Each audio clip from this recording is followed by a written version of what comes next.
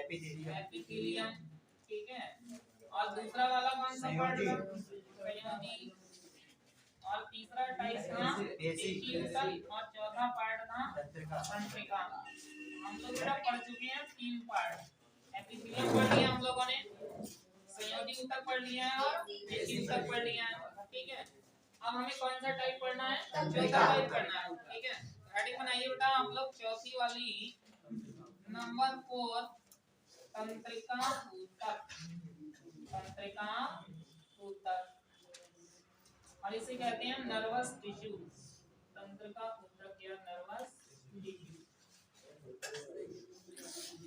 Heading बनाया बेटा इसकी।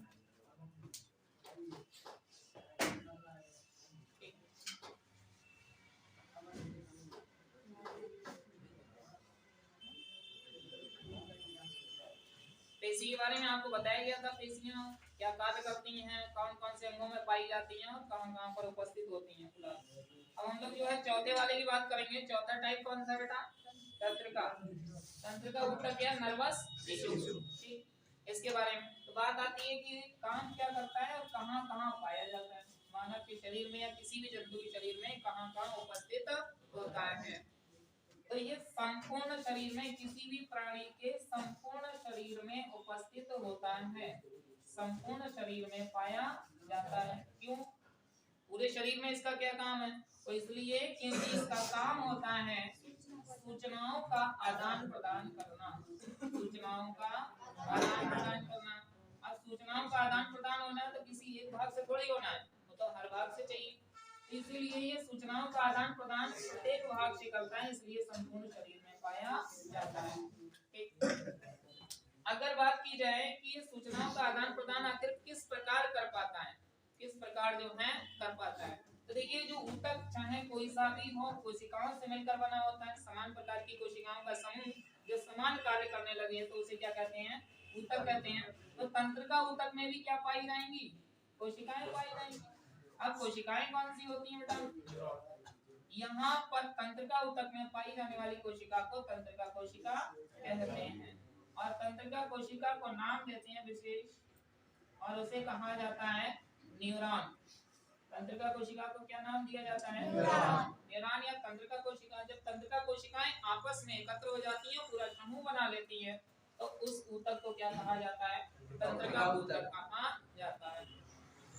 तंत्रिका ऊतक की जो क्रियाशीलता होती है वहाँ ज्यादा तेज होती है, बहुत जल्दी जो है सूचनाओं का आदान प्रदान करने की क्षमता पाई जाती है। आपने देखा हो आपके शरीर के किसी भी भाग में कोई भी सूचना, शरीर के किसी भी भाग में कोई भी सूचना हो, बहुत जल्दी जो है कहां तक पहुंच जाती है? मस्तिष्क तक, और मस्तिष्क से तुरंत आदेश वापस आ जाता है, ठीक।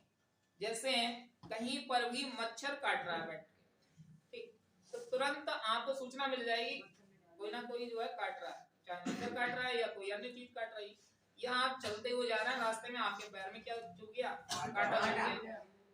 आपने देखा नहीं क्या चुभा है, लेकिन आपको सूचना मिल गई कुछ ना कुछ चुभ गया है, और तुरंत आप पैर ऊपर कर लेते हैं। तो जैसे ही सूचना मिली और तुरंत आपका पैर ऊपर, तो इतनी जल्दी कार्य कर रहा है तंत्रिका ऊतक, ठीक है। तो इसकी क्रियाशीलता बहुत ज्यादा होती है, अर्थात जो है बहुत तेजी से कार्य कर रहा होता है। अब ये जो तंत्रिका कोशिका की यदि हम संरचना की बात करें, तंत्रिका कोशिका की यदि संरचना की बात करें, और तंत्रिका कोशिका की जो संरचना है वो किस प्रकार की होगी, तो देखते हैं भाई जो है किस तरह की तंत्रिका कोशिका पाई जाती है और कितने भाग उसमें पाए जाते हैं। देखिए कोई भी कोशिका होती है उसमें विशेष पार्ट होते हैं, ठीक उसी प्रकार से तंत्रिका कोशिका की यदि हम संरचना बनाना चाहें तो कुछ कुछ जो है इस तरह से बना सकते हैं, ठीक है। आपने पहले भी बनाई होगी इसकी संरचना।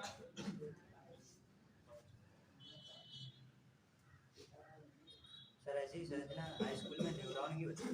कोई न्यूरॉन या तो है।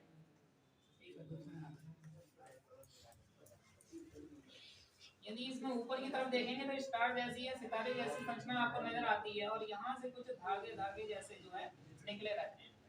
इस वाले पार्ट से भी ऐसे ही निकले रहेंगे, यहाँ से भी। और ये जो धागे जैसी संरचना यहाँ से निकली हुई दिखाई दे रही है, इसे विशेष नाम दिया जाता है और इसे कहा जाता है द्रविका। इसे नाम दिया जाता है द्रविका का। ये इसके अंदर बीचों बीच में एक केंद्रक होता है यहाँ पर, और केंद्रक और इस वाले पार्ट में, केंद्रक के बाहर की तरफ इस वाले पार्ट में कोशिका द्रव्य भरा रहता है, कोशिका द्रव्य भरा रहता है।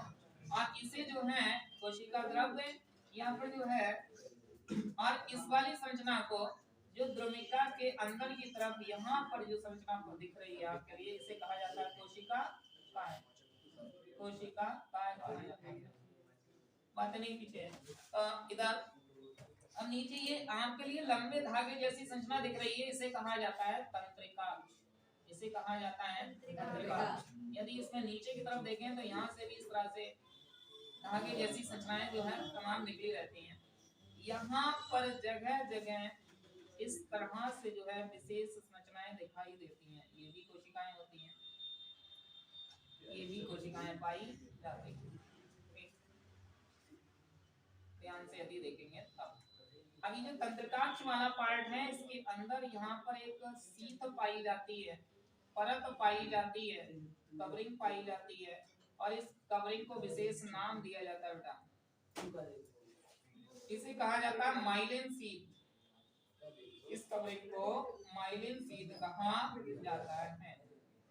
अब यहाँ पर कुछ जगह बीच बीच में ये छूटे हुए हैं जहाँ पर माइलिन शीट नहीं पाई जा रही, माइलिन शीट नहीं पाई जा रही, और इसे कहते हैं नोड ऑफ रैनवियर या रैनवियर के नोड। रैनवियर के नोड कहा जाता है, या नोड ऑफ रैनवियर कहा जाता है। ठीक, बैठ जाओ ना, चाहे इधर बैठ जाओ आराम से। अब सुने आगे। तो क्वेश्चन पूछा जाता है आपसे, जो कॉम्पिटिटिव लेवल पर जो एग्जाम होते हैं वहां पर बेटा क्वेश्चन पूछा जाएगा कि ऐसी कौन सी संरचना होती है जहां पर माइलिन शीट नहीं पाई जाती। कहां पर नहीं पाई जाएगी? रैनवियर के नोड पर नहीं पाई जाती। ठीक है। अब यहाँ पर ये जो द्रविका है, इसका काम क्या होता है? द्रविका का काम है, ये अंगों में तंत्रिका कोशिका, हर अंग में तंत्रिका कोशिका उपस्थित है और आपस में जुड़ी भी रहती है। तंत्रिका कोशिका से दूसरी तंत्रिका कोशिका जुड़ी रहेगी, पूरा जाल बना लेती है संपूर्ण शरीर पर। जब अंगों में ये पाया जा रहा है, वहां पर कोई भी सूचना प्राप्त हो रही है, तो सूचना को ग्रहण करने का काम कौन करती है? उस सूचना को विद्युत आवेग के रूप में, अर्थात करंट के रूप में, विद्युत आवेग के रूप में आगे भेजा जाएगा किसके पास? कोशिका के पास। और कोशिका का उसी विद्युत आवेग को आगे भेजेगा किसके जरिए? तंत्रिका के जरिए। तंत्रिका से होती हुई सूचना आगे बढ़ेगी और दूसरी तंत्रिका कोशिका में जाएगी, और दूसरी से तीसरी, इस तरह से होते ही कहां तक पहुंच जाती है? मस्तिष्क तक पहुंच जाती है। तो तंत्रिका कोशिकाएं आपस में जुड़कर, तंत्रिका कोशिकाएं आपस में जुड़कर पूरा जाल बना लेती हैं, और आपकी त्वचा पर, आपके शरीर में, आपके प्रत्येक अंग में इनका जाल पाया जाता है। इसीलिए सूचनाएं बहुत तेजी से आदान प्रदान होती है। सर ये जुड़ी किस प्रकार होती है? सर नीचे वाला भाग नीचे होता है या फिर ऊपर? द्रविका, द्रविका से ये वाला जो है भाग जुड़ा रहता है। ठीक है, यहाँ राइट सी हो रहा है, हां इंग्लिश में डेंड्राइट है, साइटोन है, एक्सॉन है। ठीक है, हिंदी में जो है द्रविका है, ये एक्सॉन। ठीक है, ये वाला एक्सॉन कहलाता है, ये डेंड्रॉन कहलाता है, और ये साइटोन कहलाता है, कोशिका कहलाता है। ठीक, अब सुनिए बेटा, अगर इसे हम देखें तो दूसरी तंत्रिका कोशिका इस तरह से जुड़ी हुई है, और यहाँ से ये दूसरी निकली हुई है, यहाँ से भी ये द्रविका निकली होंगी, और इनके बीच में थोड़ा गैप होता है, यही होती है। ठीक है, अब इनके बीच में ये जो गैप पाया जा रहा है, इसे कहा जाता है सिनेप्स। इस गैप को क्या कहा जाएगा? सिनेप्स। ठीक है, और इसी सिनेप्स वाले भाग में कुछ गोलाकार की संरचनाएं भी होती हैं जिन्हें सिनेप्टिक झिल्लियां कहा जाता है। ठीक है, ये पूछा जाता है सिनेप्स कहाँ पर उपस्थित होता है, किस किस के बीच उपस्थित होता है। तो एक तंत्रिका कोशिका के तंत्रिकांश, एक तंत्रिका कोशिका के तंत्रिकांश और दूसरी तंत्रिका कोशिका के द्रविका के बीच जो रिक्त स्थान होता है उसे क्या कहते हैं, सिनेप्स। ठीक, आपसे एक और क्वेश्चन पूछा जाता है जैसे कि बताया गया अभी कि मानव शरीर की सबसे बड़ी कोशिका, मानव शरीर की सबसे लंबी कोशिका कौन सी है, तंत्रिका कोशिका। ठीक है, तो तंत्रिका कोशिका मानव शरीर की सबसे बड़ी कोशिका होती है अर्थात लंबी कोशिका होती है और इनका पूरा जाल आपके शरीर पर या किसी भी प्राणी के शरीर पर पाया जाता है। क्वेश्चन पूछा जाता है कि हम लोगों में ये तंत्रिका कोशिका पाई जाती है या पेड़ पौधों में भी मिलती है। पेड़ पौधों में तंत्रिका कोशिका नहीं पाई जाती। पादप ऊतक में आपने नहीं पढ़ा होगा तंत्रिका ऊतक पाया। ठीक है, वहां के पेड़ पौधों के ऊतक अलग है